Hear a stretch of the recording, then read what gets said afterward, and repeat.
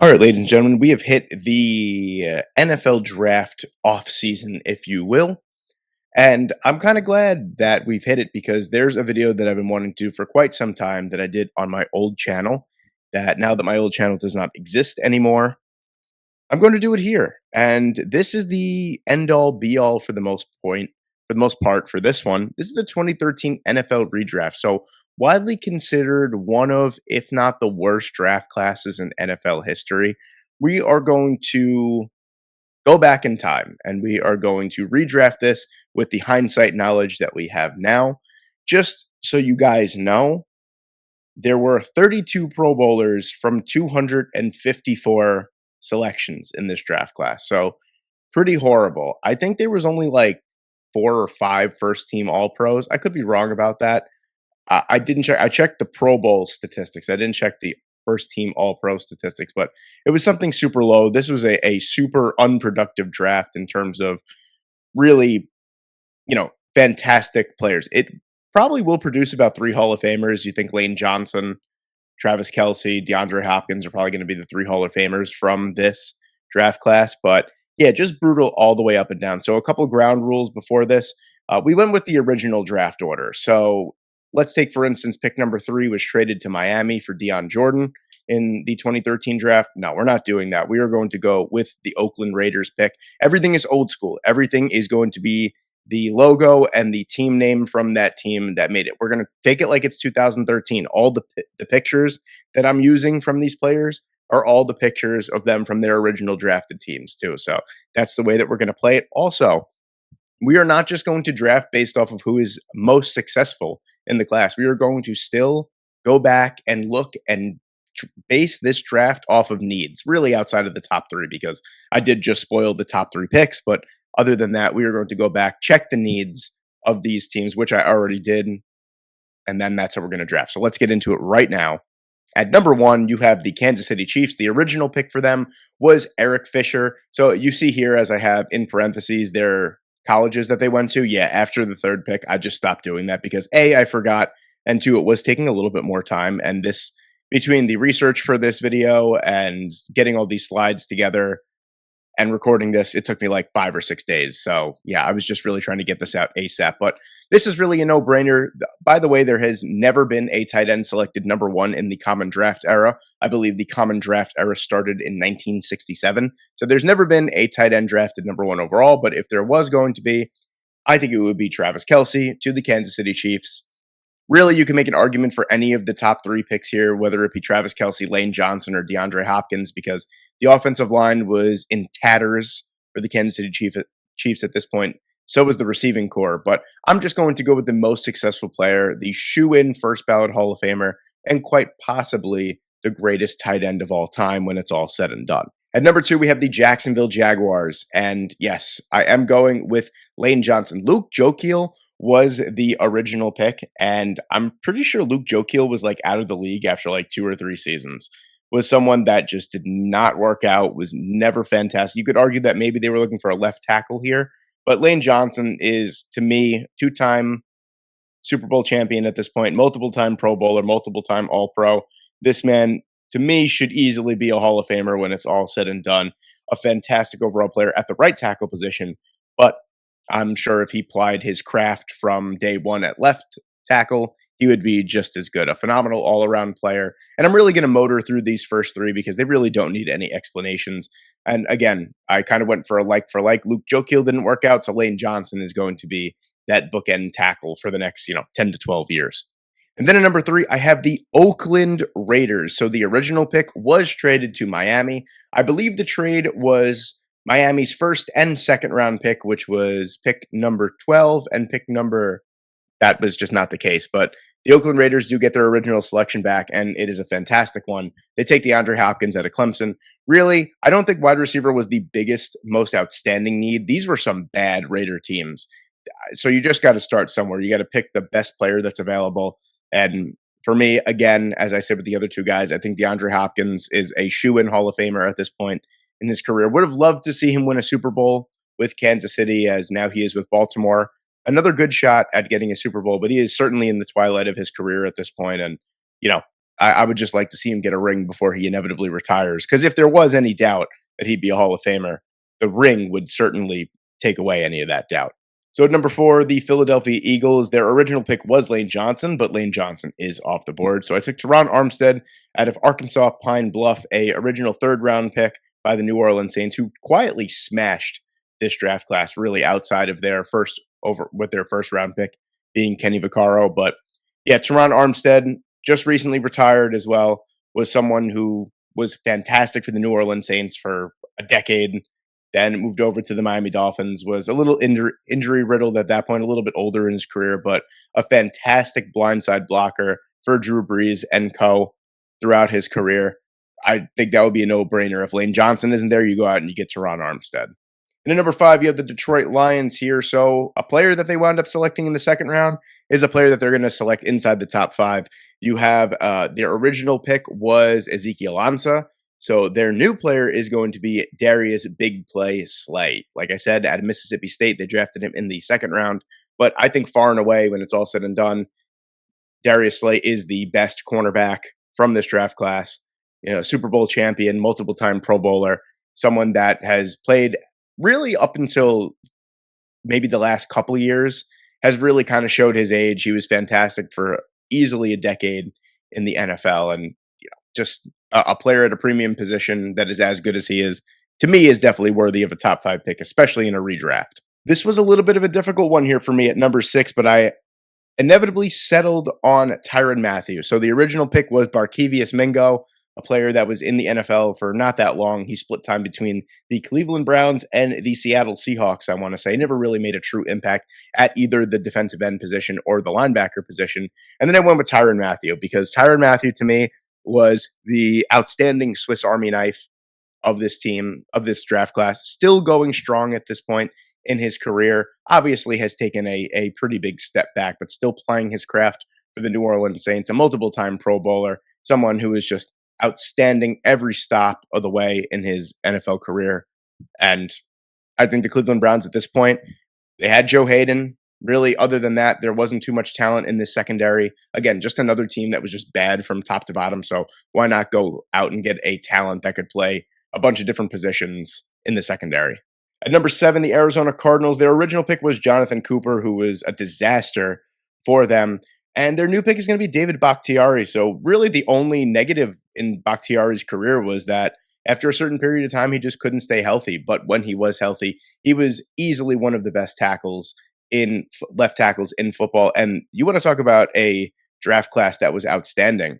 The 2013 Green Bay Packers draft class outside of Dayton Jones was actually really, really good. Produced multiple-time Pro Bowlers from the 4th and 6th round. Unbelievable draft class for them, really, in a dark draft. That was really a shining light. But yeah, David Bakhtiari would easily slot in and be the best offensive lineman for the Cardinals in 2013. Again, another team that was kind of just a disaster at this point in time in the NFL. At number 8, this pick was originally traded to the St. Louis Rams, but obviously in the redraft, it is not. So the Buffalo Bills own the number 8th overall pick, and it is going to be Geno Smith, quarterback out of West Virginia. So Geno Smith, obviously a late bloomer in his career. A lot of people say, oh, same old Jets. Oh, didn't hold on to him long enough. He didn't really become a good player in the NFL until like his 9th year in the league, but has quietly been a top half quarterback in the league ever since that year. Honestly, the year that he made the Pro Bowl, he was probably a top 3 quarterback in the NFL in Seattle. So he has found some late career success here. And at this point in time for the Buffalo Bills, they did take EJ Manuel later on in this draft at number 16. So give me Geno Smith all day long over EJ Manuel. This was a terrible quarterback draft class, but Geno Smith is far and away the best. And the Buffalo Bills were one of those teams that desperately needed a quarterback inside the top 10. Speak of the devil, at number 9, you have my New York Jets. And the original pick here was D. Milliner, cornerback out of Alabama. And I swear to you, I could count on one hand how many career interceptions he had. We are going with Zach Ertz with this one. So again, 2 tight ends inside the top 9. Sounds kind of crazy, but very quietly, this was actually a pretty good tight end draft class from top to bottom. So Zach Ertz still going, I don't know if I would say strong, but still being an effective role player in Washington for Jaden Daniels and the Commanders, a player that has easily one of the best in Philadelphia Eagles history from the tight end position. So the Jets to this day still haven't had a good tight end since Dustin Keller retired. They had 1 or 2 years of Austin Safarian Jenkins and like a year of Kellen Winslow Jr. And we've just been searching ever since. So hopefully, talking about this year, the 2025 draft, getting Mason Taylor, hopefully that'll change things. But yeah, I think Zach Ertz would be a welcomed addition to this disaster of an offense that the Jets had at this time. At number 10, you have the Tennessee Titans, and I think Chance Warmack was out of the NFL by like 2016 or 2017. Keenan Allen, again, another player that is still going for the most part. He is currently a free agent, but he just put in a pretty decent season in his first year with, I think it was his first year with the Chicago Bears. But yeah, still a free agent at this point, over 11,000 career receiving yards.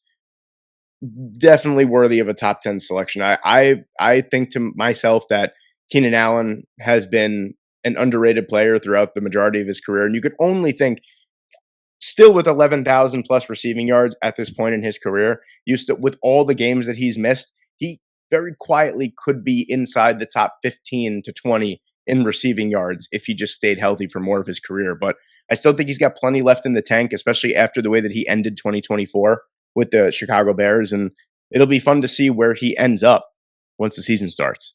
At number 11, in literally, this was the highest quality photo I could find of Travis Frederick. At number 11, the San Diego Chargers originally took DJ Fluker out of Alabama. This was a nice little string of Alabama players. I think Milner, Chance Warmack, and Fluker were all Alabama products. They went 9, 10, 11. So this new pick is Travis Frederick. Obviously, you're going to say, hey, Peter, Nick Hardwick was the center of the San Diego Chargers at the time. Yes, very true. He did retire after the 2013-14 season, though, so a new center would certainly be in play. And honestly, this was a San Diego Chargers team that didn't really have too many weaknesses. This was during the time where they kind of just dominated and then just never had any playoff success. So getting someone at the caliber of Travis Frederick would be fantastic at this point. Unfortunate that he did have to retire as early as he did, but I think even if he played another 2, 3, 4 years, he probably would have been a Hall of Famer. And it's arguable that he could probably be in the Dallas Cowboys Hall of Fame with the 7 years. I think 7 years he put in at the NFL level. At number 12, this was the Oakland Raiders selection after the trade. So they originally took DJ Hayden out of Houston. That obviously didn't work out. But now this is the Miami Dolphins pick here at number 12. And I'm going to take Le'Veon Bell. So Le'Veon Bell was a second-round selection by the Pittsburgh Steelers. The Miami Dolphins, after the 2013 season, went out and signed Noshawn Moreno, who just put in a 1,000-yard season for the Denver Broncos, and then just kind of fell off the face of the planet. So they really didn't get any production from Noshawn Moreno. At this point, they were getting next to no production in yards per carry from Lamar Miller. So going out and getting someone like Le'Veon Bell, who was, kind of transcended that time for running backs as that patient dual threat runner that was just so unstoppable every single game. And I think he'd be a welcome addition to that Miami Dolphins offense. At number 13, the second first-round pick for my New York Jets.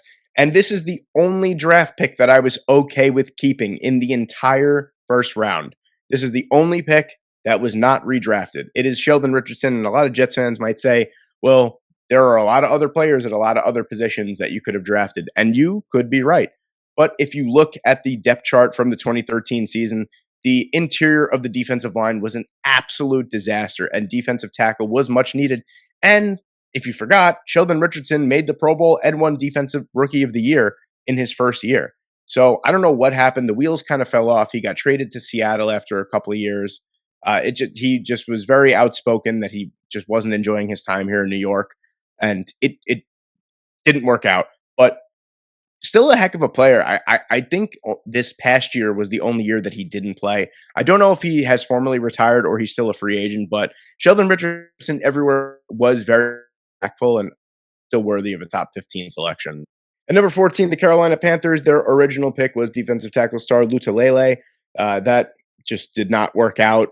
A good player, but never a Pro Bowler. So the Carolina Panthers' actual draft class was interesting because they drafted 2 defensive tackles back-to-back in the first, second round.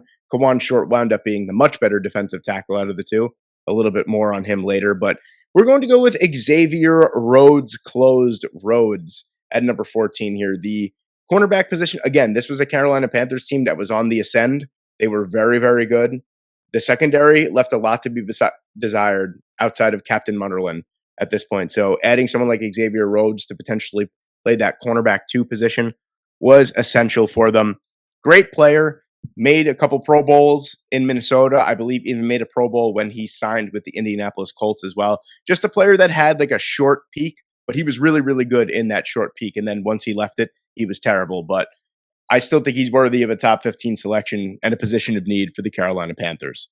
At number 15, this was the pick I was talking about before with the New Orleans Saints. Kenny Vaccaro was the Hook'em Horns, was the pick out of Texas for the New Orleans Saints here. The new pick is going to be Micah Hyde.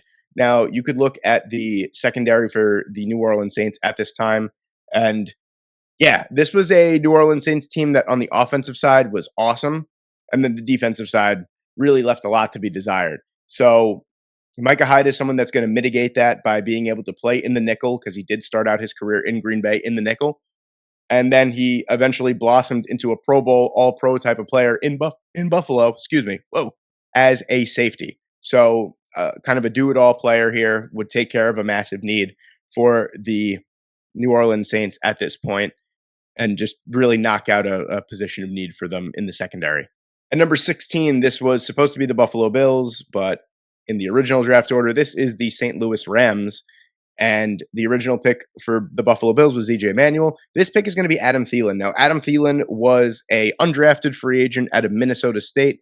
Up until this point in his career, he has somewhere along the lines of 700 plus catches, almost 9,000 receiving yards, around 60 to 70 touchdowns. He's had an amazing career for someone that was an undrafted free agent. And really, there was a lot of picks. There was a lot of undrafted free agents that made quite a name for themselves in this 2013 draft class, and Adam Thielen was one of them. If you can't get Tavon Austin inside the top 10, Adam Thielen is a great compensation at number 16. At number 17, you have the Pittsburgh Steelers. The original pick was Jarvis Jones, who the highlight of his career was getting a Subway commercial very, very early on. This new pick is going to be A.J. Bouye here. Bouye had an extremely short peak, but he was really, really good in that short peak. And another undrafted free agent, I believe, I want to say out of UCF. I could be wrong. But A.J. Bouye was a fantastic player for a couple years between the Houston Texans and the Jacksonville Jaguars. Kind of tailed off towards the end of his career, had a little bit of a resurgence as a Denver Bronco for a year. But just a player that I think if he got a shot early on and started, could have been a very, very good player in the league for a long time. But he did have a very, very short peak, but he was really, really good. And at this time, the Pittsburgh Steelers had a very old defensive backfield. And I think this young blood of A.J. Bouye, his man press abilities, probably would have been a welcomed addition to this team. At number 18, you have the Dallas Cowboys, who traded this pick to the 49ers for defensive back Eric Reed, with the Dallas Cowboys now drafting at 18 instead of 31. I have them taking Kyle Long. Long is another player that was pretty good for a short period of time, made 3 Pro Bowls as a guard for the Chicago Bears, did retire, I believe, after the 2018 season, and then came out of retirement to play in a Super Bowl for the Kansas City Chiefs. And then they did not win. I want to say he played only 2020, maybe 2020 and 2021. Could be wrong, but he was a really good player with a really short peak. But the interior, the offensive line for the Dallas Cowboys at this point was really bad, especially on that right side and that center position. So Kyle Long would have slotted right in and have been a mainstay in that offensive line. At number 19, you have the New York Giants. Their original pick was offensive tackle Justin Pugh, who did have more success in the NFL as a guard. He wasn't a Pro Bowler by any means, but he wasn't a horrible player. Played quite a bit for the Arizona Cardinals, too, I want to say, after the New York Giants. And then the new player is going to be Kawan Short. I spoke about him a little bit before. I'll speak about him again. Just a monster on the interior, 6'3", 315 pounds, made a couple of Pro Bowls for the Carolina Panthers. And at this point, the New York Giants desperately needed interior offensive line help, and he would have been easily their defensive tackle number 1. At number 20, you have the Chicago Bears. Their original pick was Kyle Long. He is now off the board. The new pick is going to be Ezekiel Ansah. Again, another player that was good for a very short period of time and then disappeared off the face of the planet. But again, probably the best or one of the best edge rushers to come out of this class, and that's really, really saying a lot. But the Chicago Bears at this point, outside of a 35-year-old Julius Peppers, were kind of struggling for pressure off the edge, and Ansah was someone that was kind of a surprise at a BYU as a top 5 pick, but did work out for the short term. And I think he had more than enough juice to be a great player across.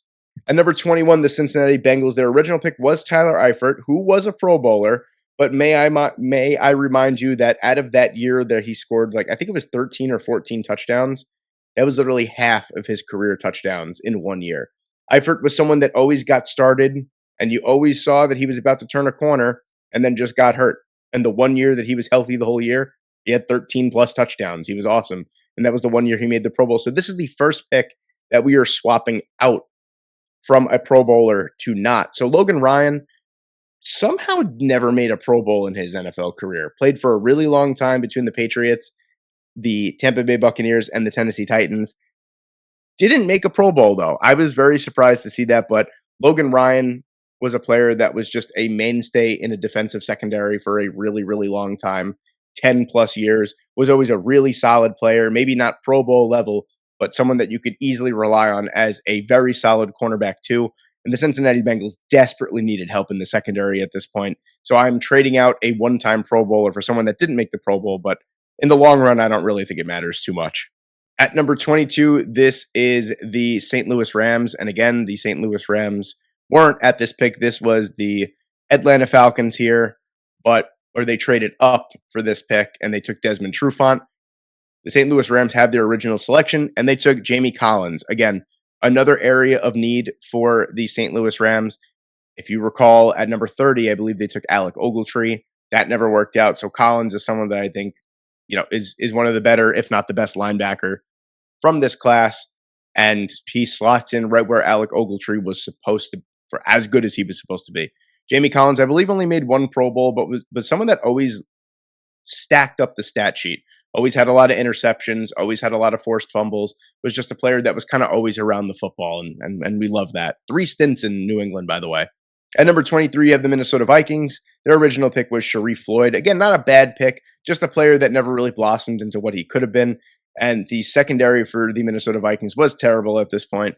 And cornerback Desmond Trufant, again, another player with a really short peak, but he was very, very good. Made the Pro Bowl in 2015, was really good for a couple years. But who knows, a change of scenery could have done wonders for a lot of these players that were only good for a short period of time.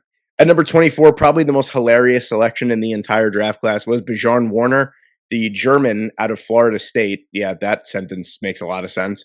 And the new pick is going to be Larry Warford here. So Warford was a player that was a third-round selection by Detroit, and it just didn't really click in Detroit. He was okay, but then went over to the New Orleans Saints and wound up making 3 straight Pro Bowls to end his career with the Saints. Really kind of unlocked something as that mainstay guard for them for 3 years and made a Pro Bowl I believe he retired in 2020 or 2021 and made a Pro Bowl in 2019, 2020, and 2021. He was exceptional those last 3 years of his career. And really, if you know the Indianapolis Colts at this period of time, you know that they desperately needed to help Andrew Luck and protect Andrew Luck. And I am doing that here with this pick. Hugh Thornton was their second round pick. He never really worked out. So we're going to take Larry Warford here and hope to God that he could kind of sort of help Andrew Luck. And the Minnesota Vikings, again, this was originally the Seattle Seahawks pick, but they did trade this pick to the Minnesota Vikings before the draft. So we are allowing it, and the Minnesota Vikings are going to keep their pick here. Their original pick was Cordell Patterson. I'm taking Brendan Williams here. Again, another defensive pick for the Minnesota Vikings, but Williams is a player that up until he retired before last year was a mainstay in the Baltimore Ravens defensive line. Just a really, really good player, very under the radar. Cordell Patterson, honestly, I was considering keeping him here because he is still active in the NFL and is just such an unbelievable return man that kind of just warrants he's the return artist in NFL history. It kind of makes him here, but I want to go with more, and I'm going to take Brendan Williams and score down. And I don't know if you guys were curious to see when he was going to go, but the number 1 overall pick from the 2013 NFL draft falls 25 spots to the Green Bay Packers at number 26 overall. Original pick was Dayton Jones, and like I said, that was probably the worst pick for the Green Bay Packers. The rest of their draft class between David Bakhtiari, Micah Hyde, J.C. Treader was also another really good one for them. But with Bakhtiari off the board, they need a tackle, and Eric Fisher is a player that never was bad. I don't think Eric Fisher was a bad player at all. He just was not worthy of the first overall pick. And I think that really weighed on him throughout his career, but he did sign with the Indianapolis Colts. He did make a Pro Bowl at the end of his career, actually found like a really nice niche in Indianapolis and played some really, really good football there for them. So, I think he's still worthy of a first round selection, maybe getting selected later on in the draft and having a different home and a home like the Green Bay Packers who just know how to develop offensive linemen. At number 27, the Houston Texans, their original pick was DeAndre Hopkins. Great pick at number 27 overall. Unfortunately, you're about 24 spots too late in this redraft.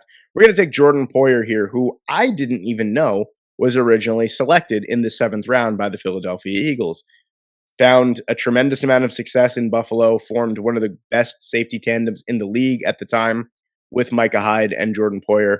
Just a really awesome overall player, really handsome. That in a draft class like this, being handsome definitely boosts your draft stock. And Jordan Poyer is probably one of the more handsome players in the league. And yeah, the secondary was kind of messy for the Houston Texans at this point.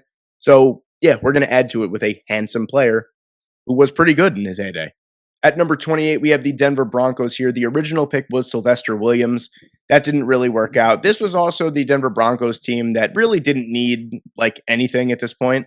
So that's why I took Latavius Murray in the first round here, because he very quietly in his career has over 9,000 scrimmage yards. I don't know if you guys know that, but Pro Bowler Latavius Murray has over 9,000 career scrimmage yards. I was blown away by that statistic, but they did lose Noshawn Moreno through free agency. They did draft Monty Ball in the second round. That never worked. So why not take a running back that up until lately was still active in the NFL and a long-term career like that for Latavius Murray, where he played about 10 plus years in the NFL. You don't see that too often. So I think it's definitely worthy, especially of a late round selection. At number 29, this original pick was traded to the Minnesota Vikings for their second round pick, third round pick, and fifth round pick. But in this redraft, we were going with the original order. This is the New England Patriots pick now. The Vikings took Cordell Patterson here with this. Oh, I think I put that twice, actually. Okay, so I'm going to have to look at that. My bad, if that's the case. But then, regardless, the pick is going to be Robert Woods. And again, another player in the NFL that has over 8,000 career receiving yards that somehow never made a Pro Bowl up until this point. I think it's really shocking, especially during those peak years in St. Louis when he was kind of running amok with young Cooper Kupp. I think it's pretty shocking that Robert Woods never made a Pro Bowl. But yeah, someone that's still going strong, just signed a free agent deal with the Pittsburgh Steelers, is someone that is still going strong at this point. And at this point, the New England Patriots, their best receiver was really Julian Edelman and Aaron Dobson, who they drafted in the second round in this draft. So why not get someone that's still going strong and has over 8,000 career receiving yards instead? At number 30, the Atlanta Falcons have their selection. The original pick was the Rams. They took Alec Ogletree. This one we're going to take. I have Ryan Jensen down as an offensive lineman because he was drafted as a tackle out of Colorado State at Pueblo, if you could believe that, in the 6th round. And he made his bread and butter as a center. He won a Super Bowl, made a Pro Bowl as a center, a nasty center, albeit that. And yeah, the Atlanta Falcons at this time really needed interior offensive line help, and Jensen's the best of the rest. At number 31, the San Francisco 49ers. This is their original pick. They traded up in the draft to select Eric Reed, but instead they're going to have to stay put at number 31 and take Eric Reed here. I think Eric Reed is someone that, because of the political views and because of his stance with Colin Kaepernick, I think kind of got blackballed by the NFL, but he was a good player in his time, made a Pro Bowl in his rookie year, I want to say, was someone that was super solid. Even when he went to Carolina, he played for 1.5 years in Carolina, I think, and he was super solid there as well. A player that I think just kind of after he hit free agency, the NFL was like, yeah, we're not signing you because of the baggage that you come with. But I think if he never aligned himself with Colin Kaepernick, not saying that that's a bad thing, just saying that if he never did and didn't get blackballed by the NFL, he'd probably still be playing today. So San Francisco doesn't have to trade up. They get Eric Reed at 31. And then with the last pick in this 2013 redraft, the original pick was Matt Elam. And I think even at that point, everyone knew that that was a bad draft pick by the Super Bowl champion Baltimore Ravens. So the new pick is going to be Kiko Alonso. Again, another person that I think just through injuries, kind of his career fizzled out really fast, but somehow never made a Pro Bowl and just was awesome when he was healthy. I think he was great everywhere he went. In Miami, he was good. In Philadelphia, he was good. With Buffalo, he was good. He just fizzled out really fast. So I think in a nice, stable organization like the Baltimore Ravens, who did need linebacker help at this point in time, they get someone like Kiko Alonso, who's really good in coverage, really good as a run defender. And I think it helps. And there you have it, ladies and gentlemen. There is my 2013 NFL redraft. Let me know what you guys think in the comment section below. Let me know if you like the selection I made for your team. Thank you guys so much for watching today. I hope you enjoyed, and I hope I see you in the next one.